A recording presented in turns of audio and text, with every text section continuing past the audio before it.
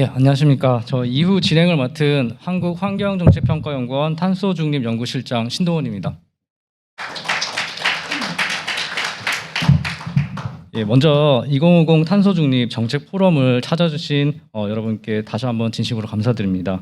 이번 순서에는 윤순진 탄소중립위원회 위원장님의 기조연설과 그리고 이창훈 KI 그린뉴딜 연구단장님의 발제를 청취하도록 하겠습니다. 먼저 윤순진 위원장님께서 미래를 위한 한 걸음, 포용적 탄소 중립을 주제로 연설을 준비해 주셨습니다. 위원장님 모시고 말씀 듣도록 하겠습니다.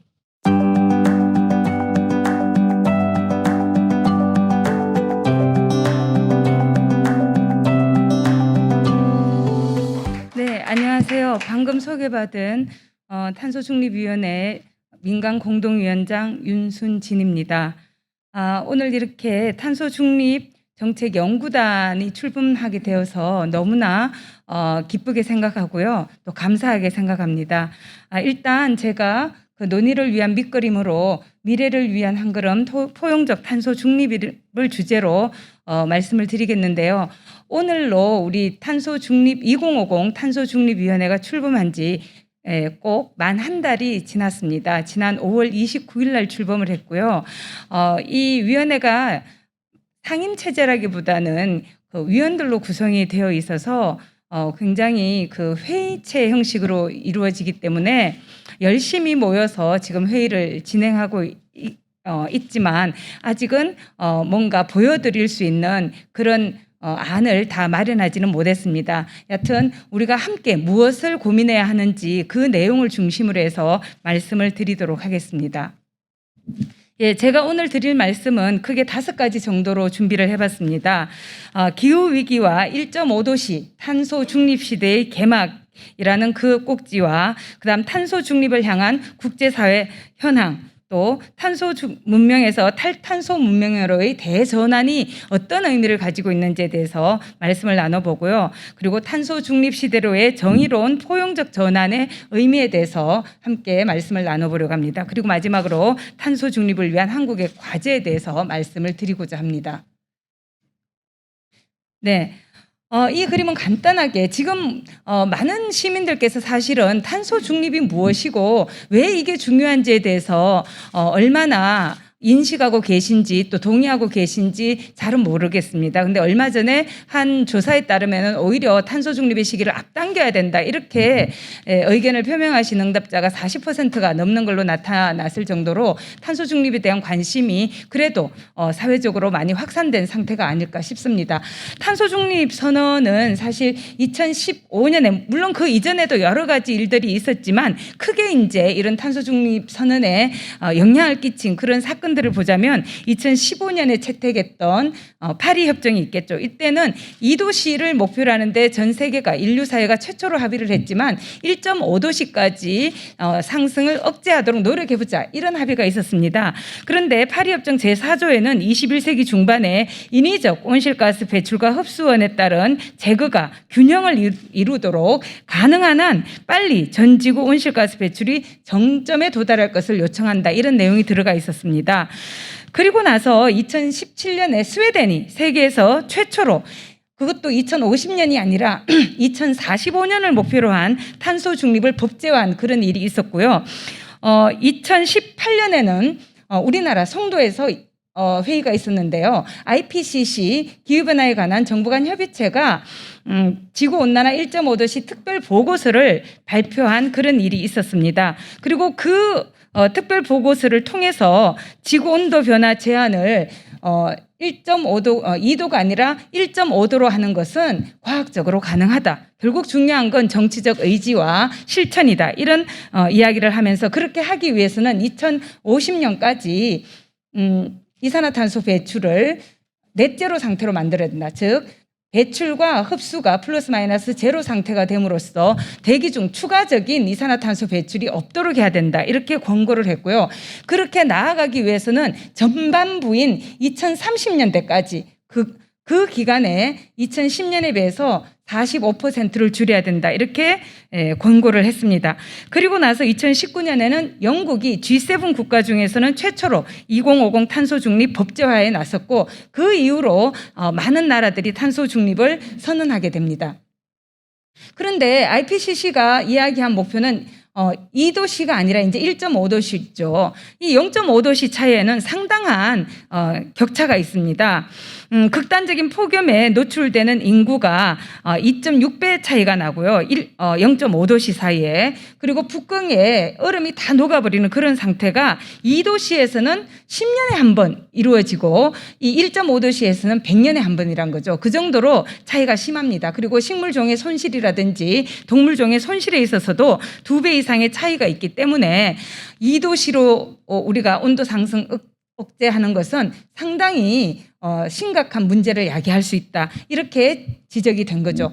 그리고 2050년 탄소 중립의 배경이 된 사건들 세 가지를 말씀을 드리자면 첫 번째로는 이 지구상에서 일어나는 다양한 기후 체계의 변화 또는 그 생태계의 변화라는 것이 서로 맞물려서 더욱더 기후 위기를 가속화하는 방향으로 가고 있어서 굉장한 그 비상 사태에 직면할 수 있다는 거죠. 그래서 점점 더 그 임계점, 지금은 예전에는 2도시라고 이야기했지만 이제는 1.5도시라는 그 임계점이 점점 임박해 오고 있고 이미 벌써 1.2도시가 이상이 상승한 상태입니다. 산업화 이전에 비해서. 그래서 경고음이 높아지고 있는 이런 상황이 전 세계적으로 이제 알려지게 된 거고요. 그래서 맞물려서 전 세계의 그런 일반 시민들의 기후 위기에 대한 또 탄소 중립의 필요성에 대한 인식이 상당히 높아지고 있습니다. 기후 위기가 심각하다고 생각하는 그런 시민의 수가 계속해서 늘어나고 있고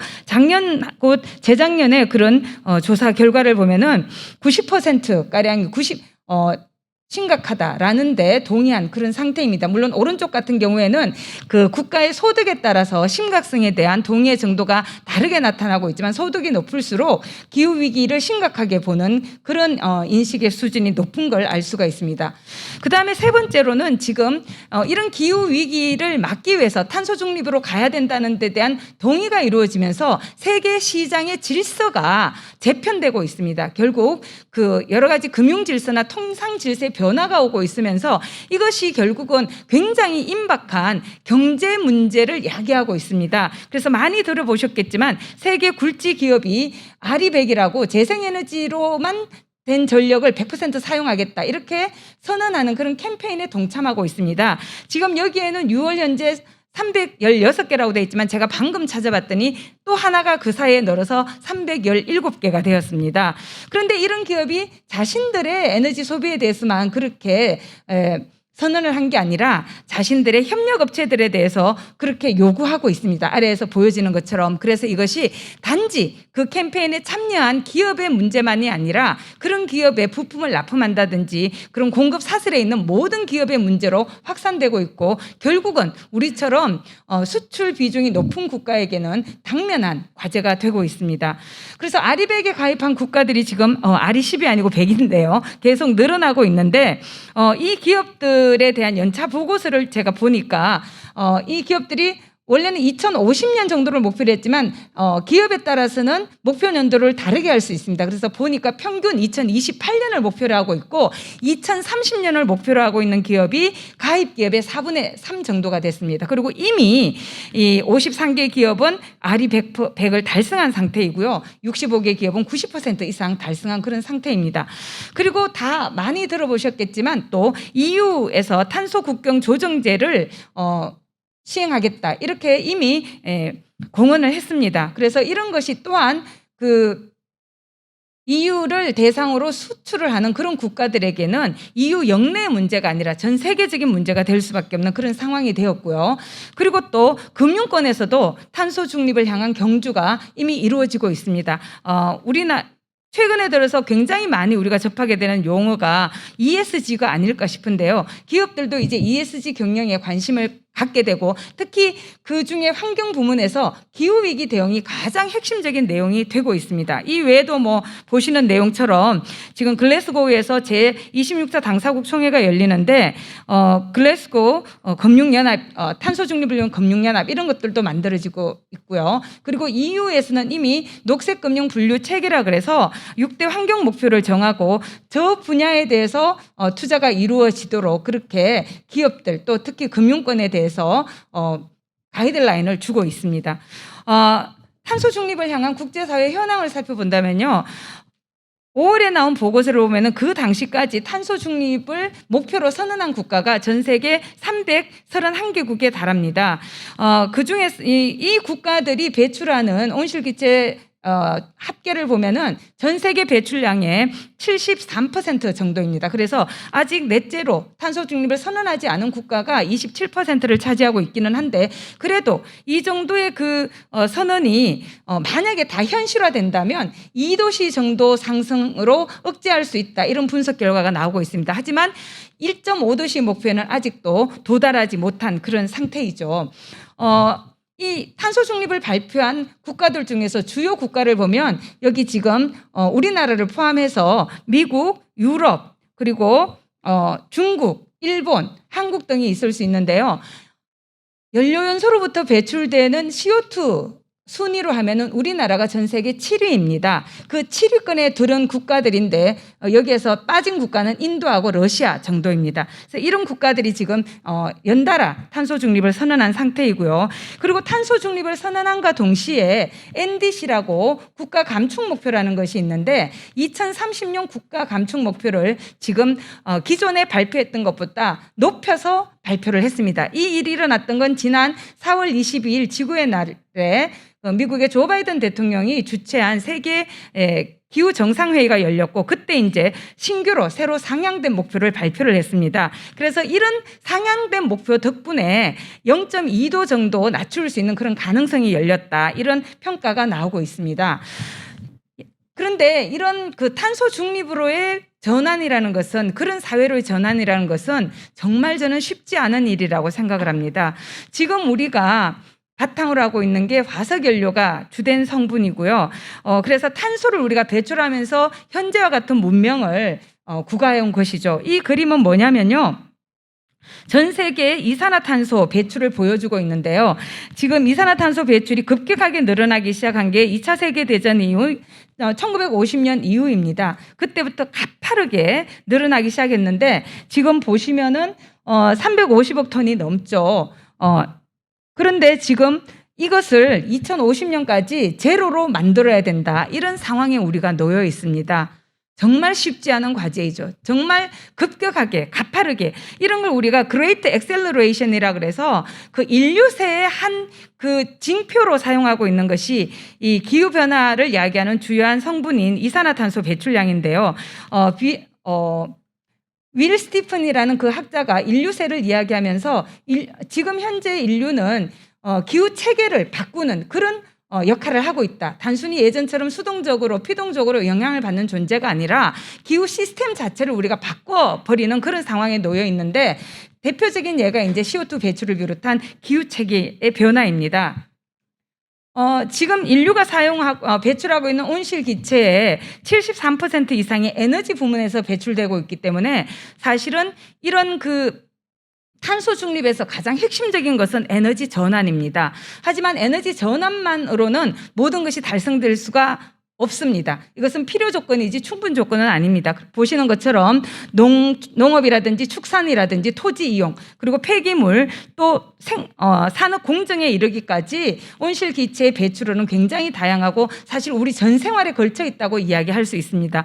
그래서 이 온실가스를 줄이는 방안으로 크게 이야기하면 오른쪽에 있는 것처럼 에너지 사용의 효율을 높인다든지, 또 저탄소 또는 탄소 중립 에너지 사용을 늘린다든지, 탄소 흡수원을 확대한다든지, 그리고 결국은 우리 생활 양식과 행태 변화에 이르기까지 정말 전 사회적인 변화, 전 경제적인 산업의 변화가 있지 않으면 이런 변화를 우리가 만들어낼 수가 없습니다. 탄소 중립이라는 과제를.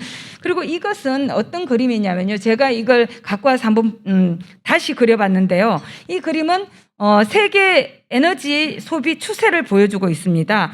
우리가 흔히 산업혁명이 1700년대 중반에서 시작됐다고 이야기하고 있고 2차 세계대전 이후에 이제 전 세계적으로 특히 70년 이후에는 개도국에서도 산업화가 급격하게 이루어지면서 전 세계적으로 우리가 산업화의 시대로 접어들게 되는데 보시면은 1800년에서 1900년 사이에는 크게 변화가 없습니다. 그러다가 이제 1950년 이후로 보면은 많은 변화가 나타나고 있는데 제가 이 그림에서 보여드리고 싶은 건 화석연료라고 우리가 부르는 석탄, 석유, 가스의 사용의 증가라는 것은 사실 한 세기 동안 이루어진 일일 뿐이라는 거죠. 근데 이게 뿐이라기보다 한 세기 동안 이루어졌고요. 우리 인류가 사용하는 에너지원은 예전에는 땔감과 같은 굉장히 그 전통적인 바이오매스에서 추가해서 이제 수력, 석탄, 그 다음에 이제 또 석유, 수력 이렇게 이제 추가되기 시작했습니다. 그래서 결국은 이렇게 많은 양의 에너지를 소비하고 있는데 지금 오른쪽에 보시는 것처럼 2030년과 2050년이라는 것은 이 시간의 범위를 보자면 너무나 짧은 기간밖에 남아있지 않은 거죠. 이런 상태에서 우리가 에너지 소비를 어떤 식으로 바꿔내느냐. 과거에 석유나 가스나 석탄이나 처음에 시작은 굉장히 작았습니다. 그러다 일정 시점을 지나면서 굉장히 사용량이 늘게 되는데 재생에너지 같은 경우에도 처음에 시작은 굉장히 좁게 시작했지만 이것이 빠른 시간 안에 굉장히 확대될 수 있고 또는 그렇게 만들어야 되는 그런 상황에 우리가 놓여 있습니다. 근데 우리가 가지고 있는 시간의 범위는 굉장히 짧다는 게 굉장히 딜레마적인 상황입니다. 여하튼 이 2030년과 50년에 이르러서 이 재생에너지의 비중을 굉장히 늘리면서 나아가야 되는데 결국 중요한 건 에너지 수요 자체를 줄이면서 재생에너지를 늘려가는 것. 이것이 우리가 가야 될 방향이라는 것이죠.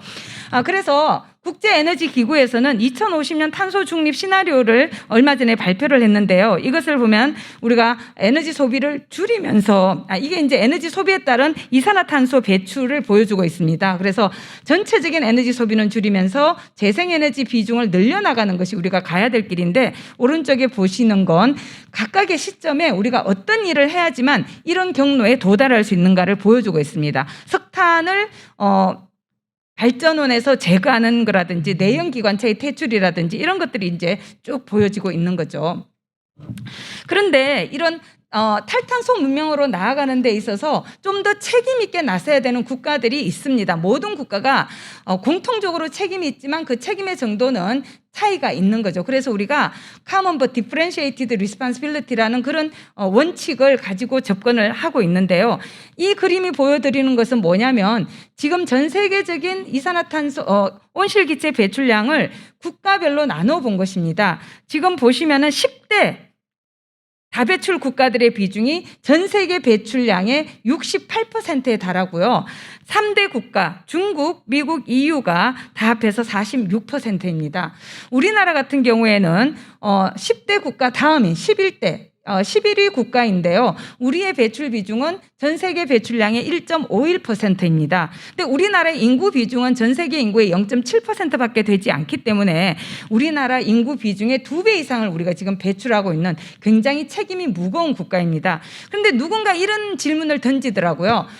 우리 1.51%밖에 차지하고 있지 않은데 우리나라가 뭐 줄이든 말든 그게 전 세계 배출에 무슨 큰 영향이 있겠느냐 이렇게 질문하시는 분들도 계신데 만약에 우리가 그걸 이유로 해서 행위하지 않는다면 우리 뒤에 있는 180개가 넘는 국가들이 행위하지 않는다면 결국 탄소 중립은 요원한 일이고요. 그래서 먼저 이런 국가들이 나서서 탄소 중립을 위해서 노력을 해야 되고 뒤에 있는 국가들에 대해서 함께 갈 수 있도록 지원하는 것이 굉장히 중요한 과제라는 걸 우리가 알 수 있습니다. 그리고 결국 저는 이 탄소 중립이 지향해야 되는 것은 지속 가능 발전이라고 생각을 합니다. 지속 가능 발전은 우리가 가야 될 궁극적인 목표이죠. 지속 가능한 사회. 근데 거기에서 우리가 지속 가능 발전 그러면은 경제, 사회, 환경 이것이 균형을 이루는 그런 식으로 이야기하는데 사실 이 세 가지는 위계가 있습니다. 그래서 가장 중요하게 아래에서 생태계가 든든하게 받쳐주고 그 생태 용량 안에서 우리의 경제활동과 사회활동이 이루어질 때 지속가능 사회가 가능합니다. 이것을 위해서는 바로 기후위기를 우리가 제대로 대응하는 탄소 중립이 굉장히 중요한 과제라는 걸 알 수가 있습니다. 그리고 오늘 제가 드리는 말씀 중에 포용적 탄소 중립이라는 그런 제목이 있었는데요. 이 포용이라는 것은 누구도 뒤에 내버려 두지 않는다는 거죠. 다 같이 함께 가야 되고 그것이 모두에게 책임도 있고 누구도 이런 변화에서 뒤떨어져서 소외되거나 배제되거나 생계의 곤란을 겪지 않도록 다 함께 안고 가야 된다. 그걸 의미하고 있습니다. 파리 협정에서도 저스트 트랜지션이라고 그래서 우리나라 국가법령정보센터에서는 정당한 전환이라고 번역을 해놨던데요. 정의로운 전환, 공정한 전환, 뭐 그 부분에 대한 이야기가 들어 있습니다. 그리고 대표적으로 이런 방향을 지향하는 것이 EU이죠. 그래서 EU 같은 경우에는 탄소 중립과 그린 딜 그리고 정의로운 전환 이것을 묶어서 함께 고민하고 있는 그런 상태입니다. 그래서 특히 EU 같은 경우에는 에너지 분야에만 국한하지 않고 그걸 핵심으로 하되 다양한 영역으로 확장을 하면서 이 모든 과정에서 누구도 뒤에 남겨두지 않는다는 그런 원칙을 가지고 정의로운 전환 메커니즘을 도입한 상태입니다. 그리고 이것을 실현하기 위해서 정의로운 전환 기금을 또 마련을 해서 그 과정에서 필요한 예산들을 지원하기 위한 그런 조직적인 대응에 나서고 있습니다. 우리나라 같은 경우에는 보시는 것처럼 계속해서 온실기체가 증가해 왔고 특히 에너지 부분이 온실기체 배출의 86.9%를 차지하고 있습니다. CO2가 가장 90%가 넘는 그런 온실 기체이고요. 특히 전환 부문이 굉장히 높은 비중을 차지하고 있고 그다음에 이제 산업인, 제조업, 건설업 이런 상태입니다.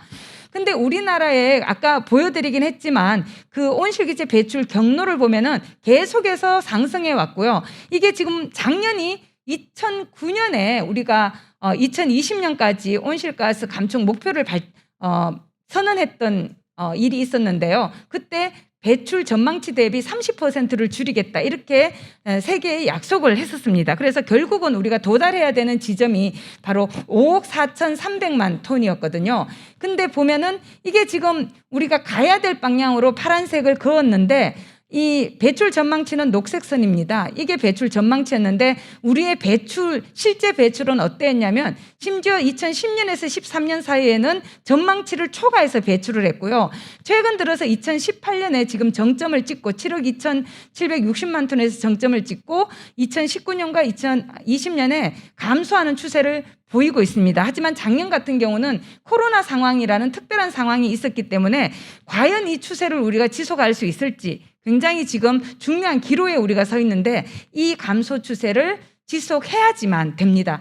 작년 같은 경우에도 이렇게 감소가 지금 2019년에 비해서 7.3%가 감소했는데 그 감소한 배출 양조차도 약속했던 양에 비하면 1억 톤이 초과된 그런 상태였습니다.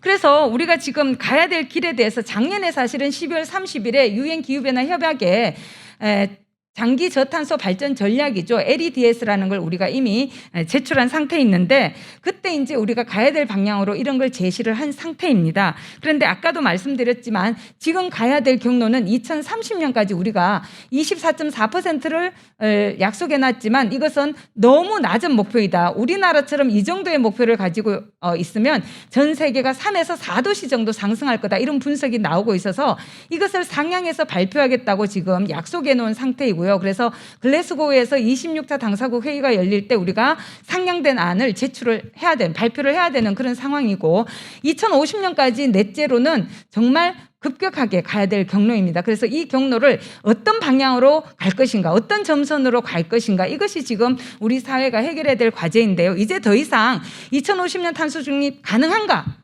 그것을 질문하면 안 된다고 저는 요새 말하고 다닙니다. 어떻게 가능하게 만들 것인가 그것이 굉장히 중요한 과제가 되고 있습니다. 이 기후위기가 또 기후위기에 대응하는 것이 이런 경제적인 변화가 우리 사회에서도 미칠 영향은 지역에 따라서 산업에 따라서 또 개별 노동자가 어느 직종에 고용되어 있냐에 따라서 다릅니다. 근데 여기 세계일보에 나온 분석 결과인데 이건 숙명여대 교수팀에서 분석한 걸 기사화한 것인데요. 여기 보시면은 다양한 기준으로 이렇게 각각의 기준에 따라서 위험 지역을 도출해내고 그것을 합산한 결과를 보여주고 있는데 여기 이 분석에 따르면은 지역별로 이런 기후 위기가 가져올 그리고 기후 위기 대응에 따른 산업 구조의 재편이 가져올 지역적 영향이 굉장히 다르게 나타난다는 것을 알 수가 있습니다.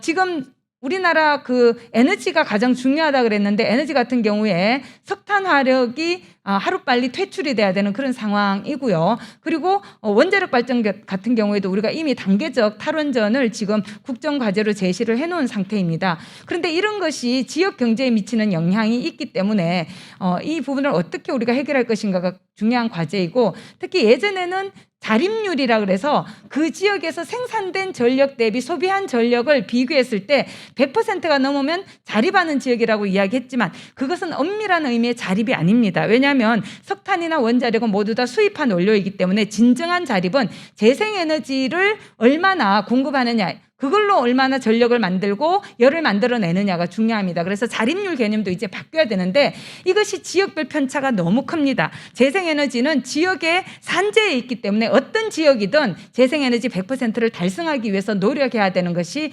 과제라고 저는 생각을 합니다.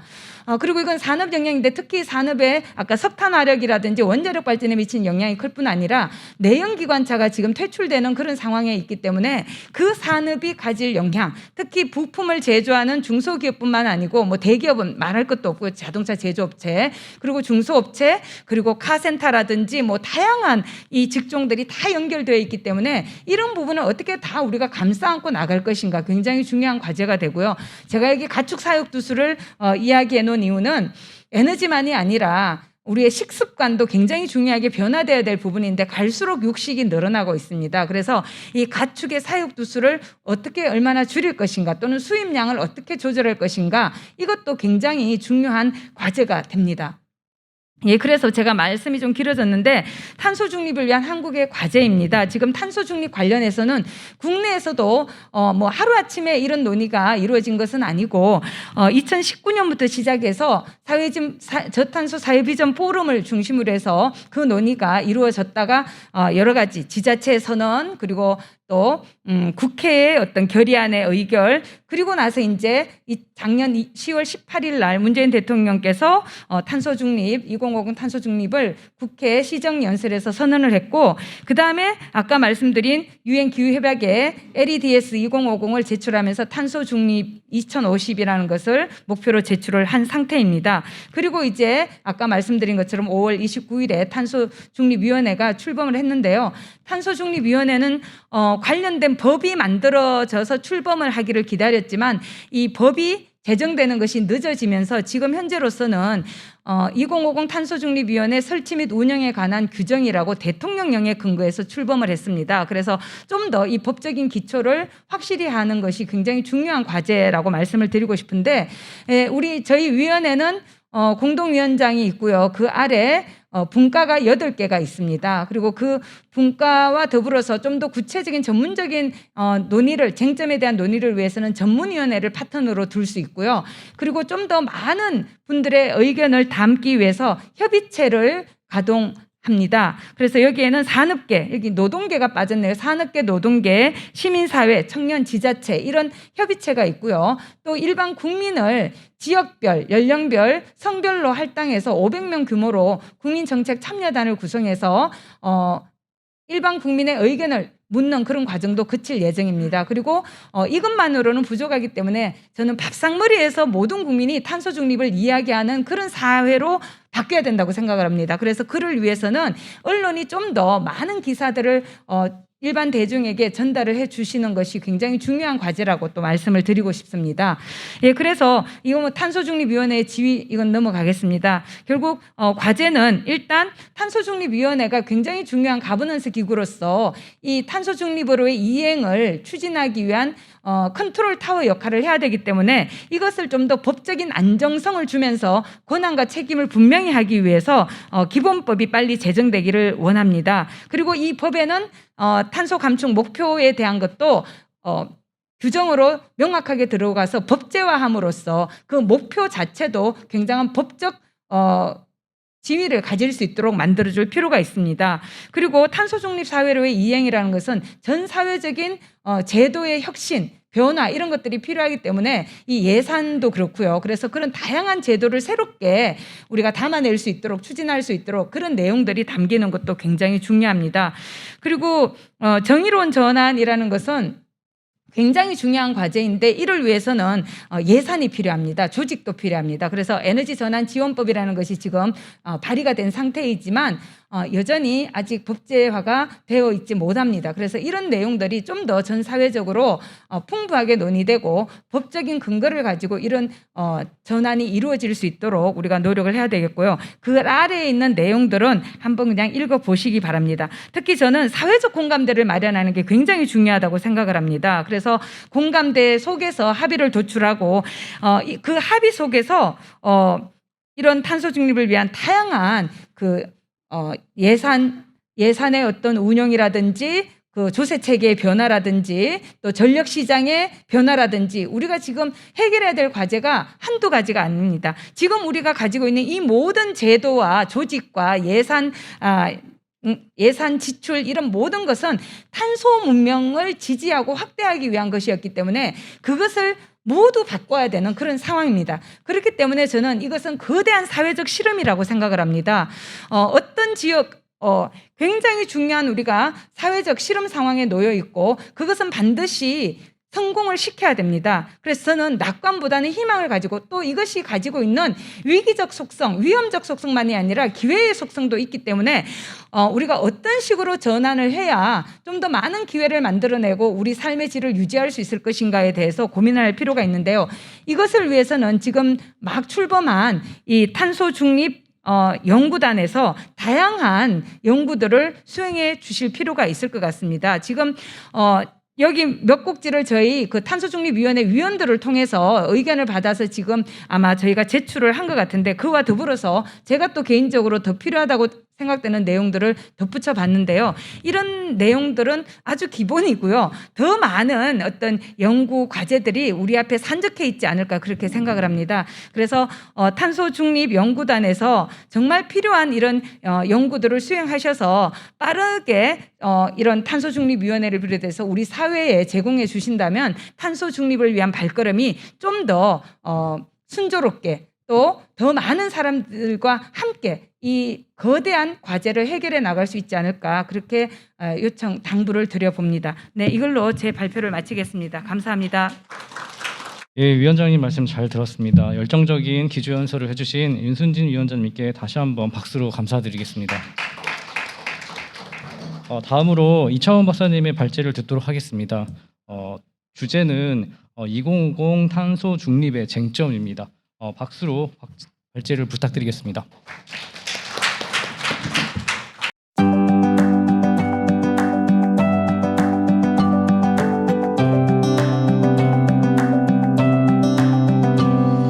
안녕하세요. 방금 소개받은 한국환경정책평가연구원 이창훈입니다. 사실 앞에 윤순진 교수님께서 거의 많은 부분을 발표를 해주셨기 때문에 저는 좀 짧게 조금 말씀을 드리도록 하겠습니다. 오늘 제가 제목을 탄소 중립의 쟁점이라고 잡아봤는데요. 사실 쟁점이 제가 생각하는 쟁점 말고도 굉장히 많습니다. 그렇지만 좀 큰 틀에서 질문들, 그러니까 Q&A 정도로 좀 생각을 하시면서 조금 들어주시면 고맙겠습니다. 먼저 2050 탄소 중립이란 얘기가 나오는 것들은 우리가 아까 윤 교수님께서 얘기를 하셨지만은 1.5도라는 산업화 이전 대비 지구 온도 상승을 1.5도로 제한한다는 그런 어떤 기후변화 대응 목표에 대한 합의가 있었기 때문에 이 합의를 이행하게 하는 어떤 수단으로서가 2050년에는 전 지구적으로 탄소 중립이 돼야 된다.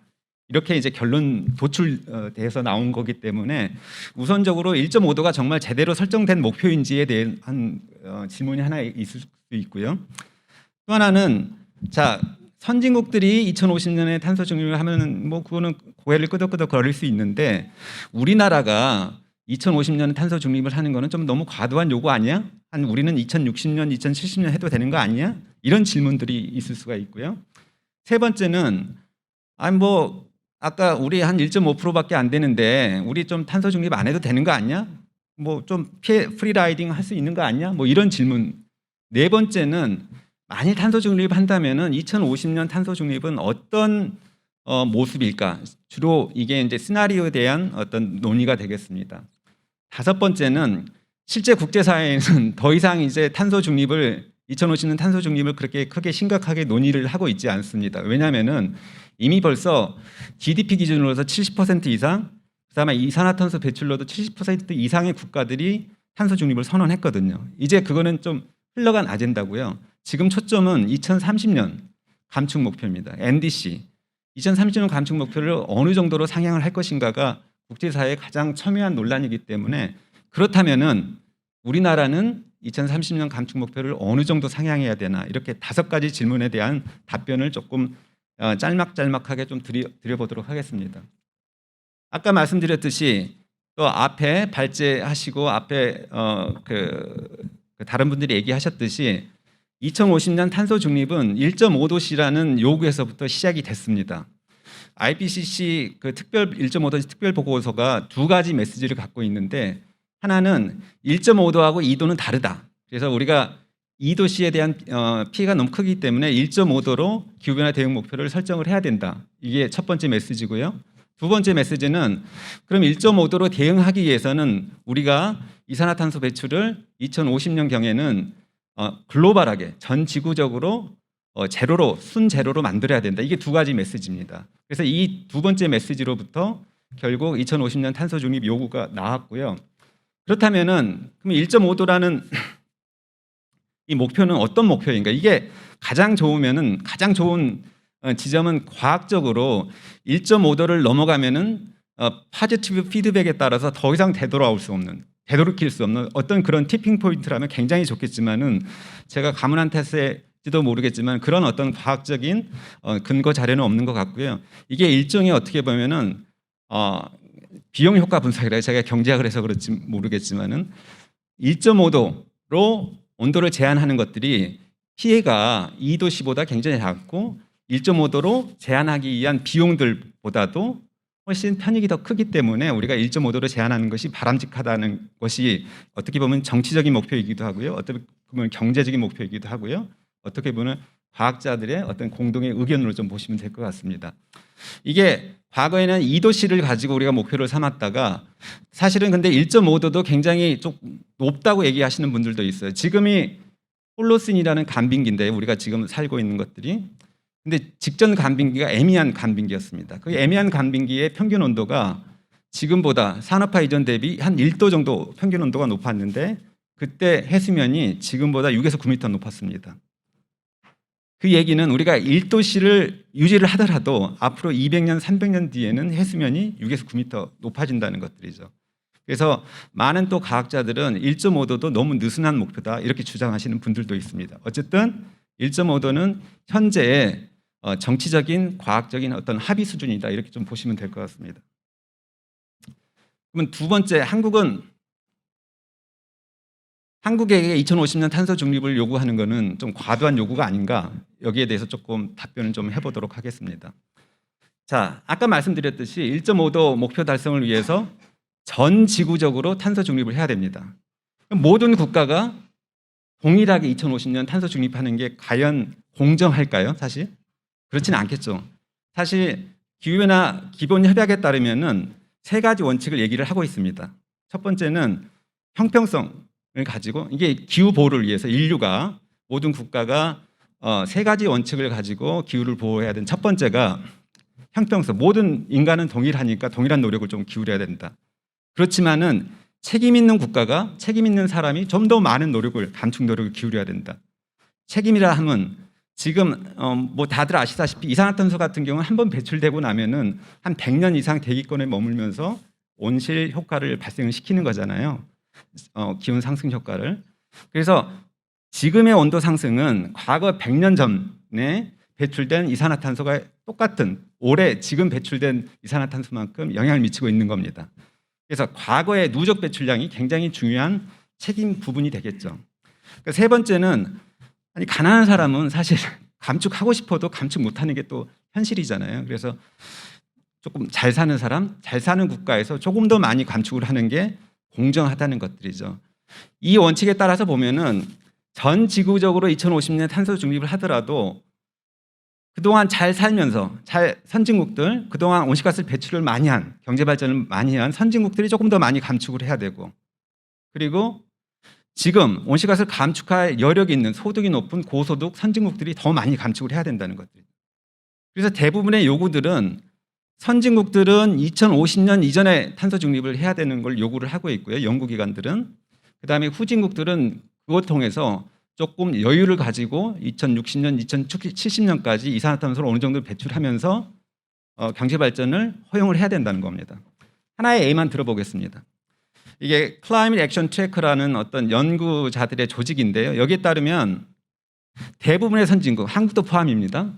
대부분의 선진국들은 2040년 이전에 벌써 탄소 중립을 요구를 하고 있습니다. 그래야 중국이나 인도 또는 아프리카, 아시아의 남미의 개발도상국들이 2050년 이후에도 어느 정도 이산화탄소를 배출하면서 자신들의 복지를 위해서 경제 발전을 할 수 있다는 것들이죠. 그래서 이런 요구를 보면은 2040년 이전에 이미 탄소 중립을 요구하는 어떤 국제 연구기관들의 논의를 보면은 2050년 탄소 중립이 한국에 있어서 그렇게 과도하지는 않지 않나 이렇게 좀 생각을 해봅니다. 두 번째는 왼쪽 한번 그래프를 한번 보시죠. 이게 뭐냐면은 각 국가들의 온실가스 배출량을 1990년 기준으로 해서 그걸 100으로 해서 한번 그려본 겁니다. 이 그래프를 많이 보시면서 또 많은 분들은 자, 다른 나라를 봐라. 이미 많이 줄여왔기 때문에 사실 저 꺾이는 각도를 봐라. 우리나라는 저렇게 급격하게 감축을 해야 되는데 다른 나라들은 조금 감소율이 굉장히 낮지 않느냐 이런 얘기를 하시면서 우리가 지금 탄소 중립을 하는 거는 과도하다. 선진국에 비해서 이렇게 또 얘기를 하시는 분들이 있는데 이건 저는 여기도 썼지만은 기준 연도의 마술이고요. 그림의 현혹이라고 생각을 합니다. 기준 연도를 2017년이라 하면 우리나라가 2030년 감축 목표의 기준 연도입니다. 2017년을 잡으면은 거의 모든 국가가 동일한 감축 노력을 해야 되는 겁니다. 다른 그림 한번 보시겠습니다. 이거는 이제 기준 연도 없이 첫 번째 게 그냥 온실가스 총 배출량을 한번 그려봤고요. 오른쪽은 1인당 배출량, 밑에 거는 GDP당 배출량 그려봤습니다. 각각 그림에 따라서 기울기가 틀려집니다. 온실가스 총 배출량 기준으로 보면은 당연히 중국이나 미국이 기울기가 더 크겠죠. 그러니까 이런 그림의 문제가 아니라 결국은 그러니까 그림이 보여주는 국가별 감축 기준은 기준에 따라 상이하기 때문에 그림에 현혹되지 말아야 된다는 게 제 첫 번째 결론이 되겠습니다. 그러면은 세 번째, 우리 1.5%도 안 되는데 조금 피해갈 수 없나? 안 해도 되지 않나? 이런 주장을 또 이제 하시는 분들이 있는데 이 질문에 대해서는 한번 이렇게 답변을 드려보겠습니다. 이미 아까 말씀드렸듯이 CO2 배출량 기준에서 한 70% 이상 배출하는 국가들 그리고 GDP 기준으로도 한 70%를 넘어서는 국가들이 이미 탄소 중립을 선언을 했습니다. 우리 같은 선진국들이 빠져나가기 굉장히 어려운 것들이죠. 그리고 이 뒷부분은 아까 윤순진 위원장님이 발표에서도 좀 강조해서 말씀해 주신 부분들인데 이미 세계 각국이 탄소 중립을 우리만 하면은 우리 기업들 손해니까 결국은 국경에서 국경 조정 조치를 통해서 우리만큼 탄소 감축을 하지 않은 국가로부터 수입되는 제품에 대해서는 관세든 여러 가지 형태의 벌칙을 페널티를 부과하겠다 이런 규제적인 정책들을 갖고 있고요. 이거보다 더 심각한 것들은 기업 단위에서 서플라이 체인을 탈탄소화시키려는 노력들이 있습니다. 애플 같은 경우에 뭐 자신들은 벌써 알리백 가입했고 알리백을 하고 있습니다 이미.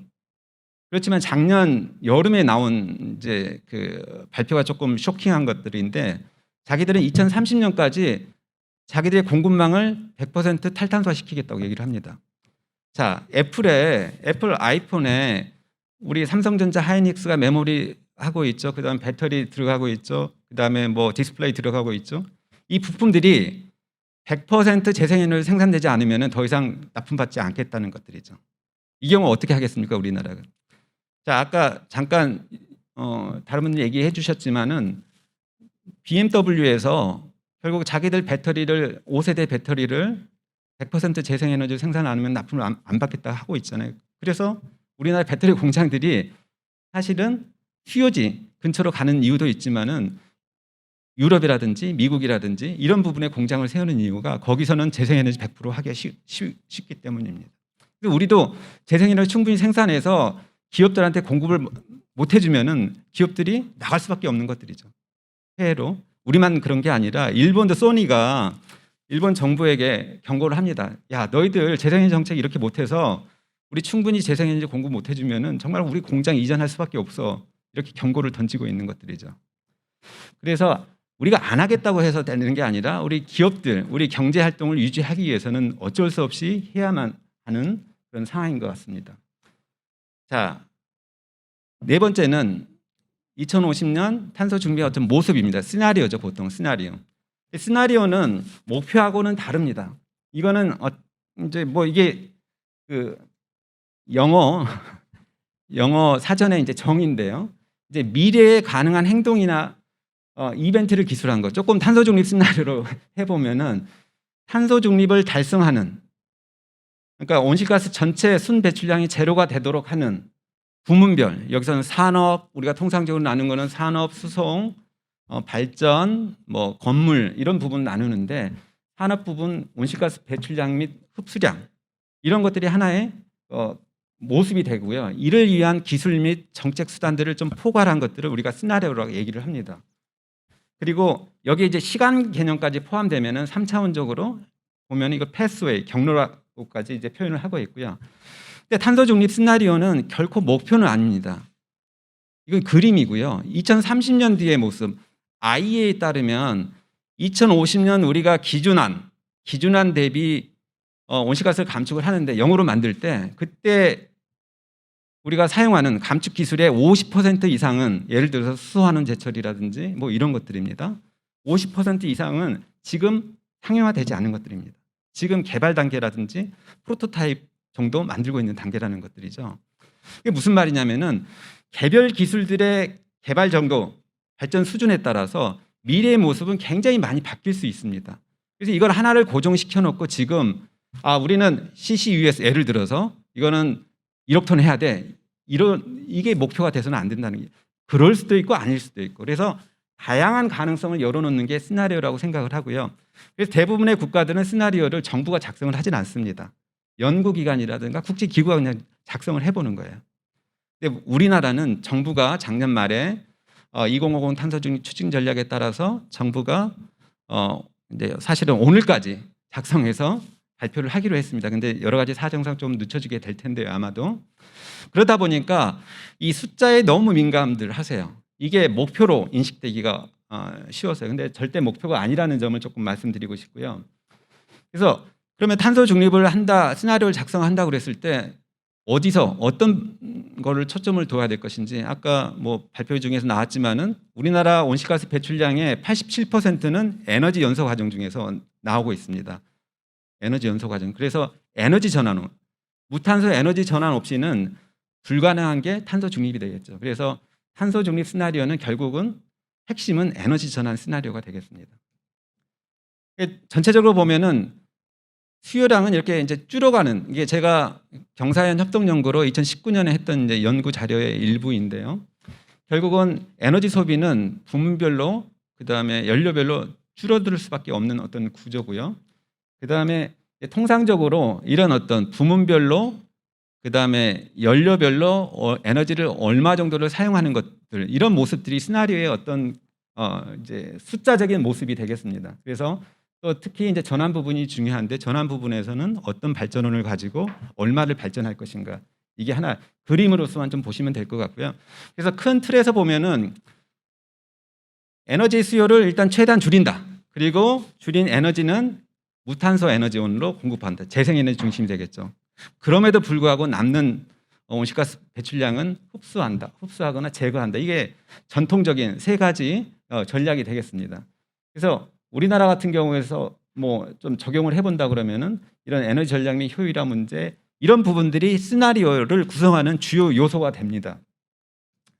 아까 조금 이제 앞에서도 얘기가 나왔기 때문에 조금 지나가면, IEA가 이제 2015년에 IEA가 굉장히 보수적인 기구입니다. 국제 에너지 기구가요. 그래서 탄소 중립에 대해서 굉장히 지금까지 굉장히 그 보수적인 태도를 취하다가 올해 5월달에 굉장히 적극적인 시나리오를 발표를 했습니다. 여기 그러니까 시나리오 요소들이라는 게 이런 키 인디케이터들, 핵심 지표들을 가지고 우리가 그 미래상을 그려보는 것들이죠. 예를 들어서 에너지 전략 효율화 같은 경우는 GDP가 전 세계니까 개도국도 있잖아요. 우리나라보다 GDP가 더 성장하는 가정입니다. GDP가 3몇 퍼센트 성장을 하더 3% 성장을 하더라도 에너지 수요를 줄이겠다. 그다음에 에너지 효율 개선율이 2030년까지는 우리가 정말 4.2% 개선을 해야 된다. 그다음에 탄소 가격은 2050년에 선진국 수준에 따르면은 $250까지 높여져야 된다. 이런 어떤 가정들 또는 전제들을 또는 그림을 제시를 하고 있습니다. 전기와 같은 경우도 전기 수요는 2배 이상, 선진국도 2배 이상 증가를 하고요. 전기 비중은 한 50% 전체 수요의 50%까지 증가하는 이런 어떤 모습들이 되겠습니다. 수소 생산도 있고요. 자, 우리나라 관련해서 시나리오 관련해서 이제 제가 시나리오 작성 작업반에도 참여를 했었고 그리고 탄소중립위원회 위원으로서도 지금 시나리오 작업을 같이 하고 있는데 여기서 나오는 이제 주요 이제 쟁점들이 이런 얘기들입니다. 가까이 해보면은 에너지 공급이 감소를 시키느냐, 그 다음에 에너지 공급 또는 수요 산정할 때 탄소 가격을 어느 정도로 우리가 산정을 해야 될 것인지, 어떻게 반영을 해야 될 것인지, 전기와 무탄소 에너지 공급에 있어서는 우리나라 재생에너지 잠재력이 충분한가, 우리 땅덩이가 좁은데 정말 충분한지의 문제들. 그다음에 화석연료, 이 시나리오에서 이 화석연료 인프라를 유지를 시켜야 될 것인지, 예를 들어서 거의 모든 100% 대부분의 100%까지는 아닐 수도 있겠지만 99.9% 제가 보는 외국 시나리오 중에서 거의 뭐 모든 시나리오는 석탄 발전이 2050년 탄소 중립 시나리오에 들어가지를 않습니다. CCS를 깔더라도요. 근데 우리나라는 지금 민간 석탄 발전 사업자가 있기 때문에 시나리오에서 석탄 발전을 없애는 순간 이게 석탄 발전 사업자의 재산권을 침해하는 게 아니냐, 이런 어떤 논란이 있는 겁니다. 다른 나라에서는 연구기관에서 하는 거기 때문에 그런 재산권 논란이 없는데 우리나라는 정부가 하다 보니까 이런 재산권 논란들이 있다는 거죠. 도시가스망. 그리고 지금까지는 우리가 연료전지를 굉장히 강조를 해왔는데 과연 재생에너지가 60% 70% 전력 부분을 차지하는 과정 중에서 연료전지가 감당을 할 수 있을 것인지, 연료전이 굉장히 경직적입니다. 그래서 수소터빈으로 가야 되는 거 아닌지, 뭐 이런 논의들. 그리고 충분한 수소 오래 공급이 가능한지. 결국 철강분해 탈탄소화를 시키려면 전기와 가지고 재생에너지 가지고 안 됩니다. 왜냐하면 다들 아시겠지만은 철강 부분에서 이산화탄소가 한 1억 톤 이상 배출이 되고 있는데 우리나라에서요. 이 부분은 철광석에 있는 철광석이 산소가 붙어 있거든요. 철광석에 FeO라는 형태로 되어 있습니다. 그 O를 떼내야지 결국 재련 과정 중에서 제관 과정 중에서 O를 떼내는 과정인데 이 O를 없애는 방법이 C를 넣어서 탄소를 집어넣어서 CO2로 없애는 방법입니다. 그러니까 지금과 같은 철강 제철 방식으로는 CO2가 나올 수밖에 없는 구조인 거죠. 그러니까 기술 자체를 완전히 바꿔야 됩니다. 수소를 집어넣어서 CO2가 아니라 H2O로 O를 제거하는 방식이 필요한 것들이죠. 완전히 새로운 기술입니다. 여기에는 굉장히 막대한 또 수소가 필요하기 때문에 이 수소를 싸고 대량으로 공급해 줄 수 있는지, 뭐 이런 것들이 결국 탄소 중립 시나리오를 작성해 가고 그려 나가는 데 있어서 주요 쟁점이 되겠습니다. 자, 2050년 탄소 중립 시나리오는 어떻게 보면 약간 한가한 얘기고요. 30년 뒤의 얘기니까 우리가 좋은 얘기도 많이 할 수 있고 의지를 다질 수도 있는데 지금 당장 급한 거는 2030년 감축 목표 NDC입니다.